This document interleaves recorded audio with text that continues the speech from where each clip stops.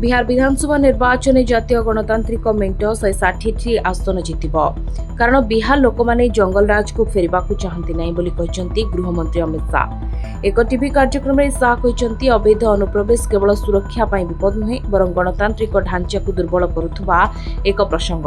तांको वक्तव्य बिहार अनुप्रवेश और भोट बैंक राजनीति उपर वितर्क को पुणी थे उज्जीवित करिछि। अमित शाह कहते विरोधी दल बेआईन अनुप्रवेशकारी को सेमानकर वोट बैंक बोली मानि थाए जितेबाला सरकार को मत स्पष्ट जे अनुप्रवेशकारी नुहे केवल भारतीय नागरिकों को भोट देवार अधिकार अछि। से कहते अवैध अनुप्रवेशकारी नाम भोटर लिस्ट्रु हटाई दियाजिबो एवं सेमानकु देशरु विताड़ित करबा आवश्यक कारण भारत एक धर्मशाला नुहे।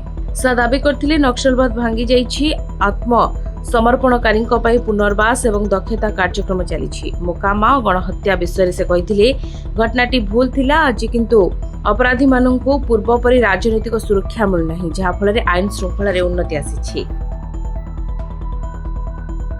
Bureau report Dinalipi live.